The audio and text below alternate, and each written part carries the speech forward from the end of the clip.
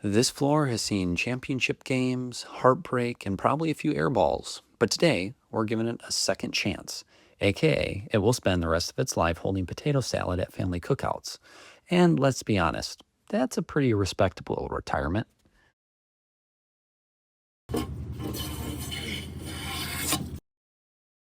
I've always wanted to build something out of reclaimed basketball flooring.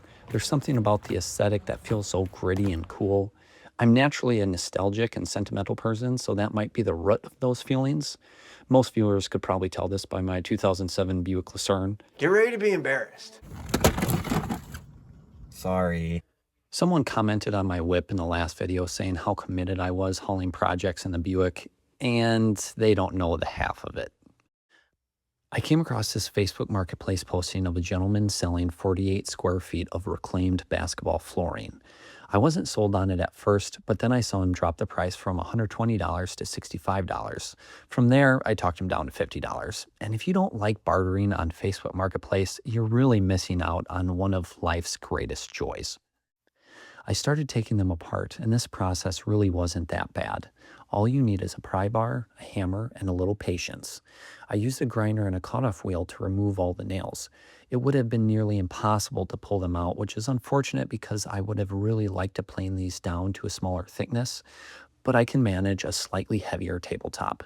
Plus, now I can use the tongue and groove to help reassemble the pieces. I use my new handy-dandy belt sander to help me clean up the bottom of the maple flooring, and I was very excited to lay out the new table design. I bought a 5/8 inch piece of plywood for the base of the table.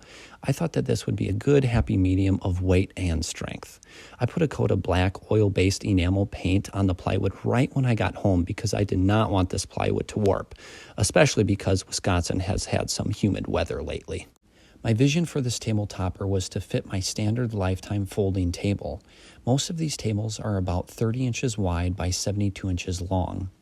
I started by fixing the maple boards at a 45-degree angle on one end of the table using liquid nails and an 18-gauge brad nailer. I decided on a 45-degree angle because I thought it would look pretty cool, and I'm sure glad I did.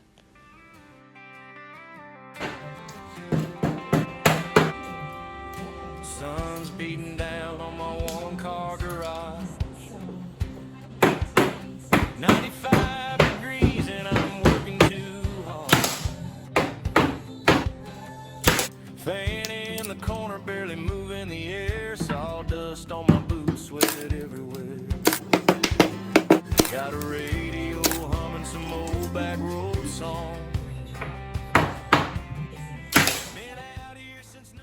I made sure the plywood and the pieces of flooring overhung the edge of the tabletop so I could cut down to a finished dimension with my brand new track saw. Yeah, this thing is pretty awesome.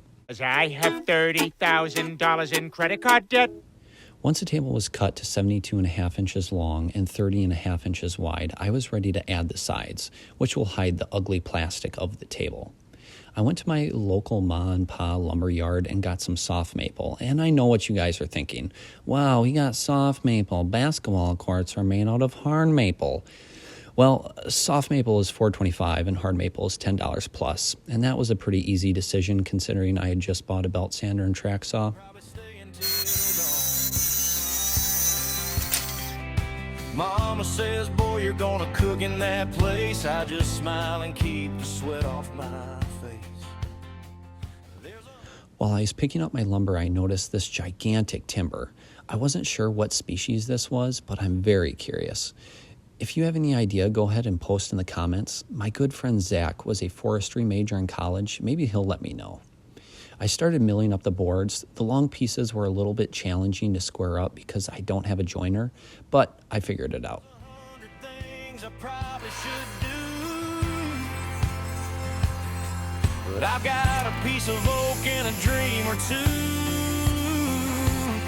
So let the sawdust fall, let the old fence spin, let the summer heat roll right on in. Got a little garage and a whole lot of time, a Milwaukee buzzing and a cold beer on my mind. I ain't getting rich, but I'm doing alright, building something with my hands underneath the shop light. Yeah, the world can wait till the morning comes. Tonight it's all just sweat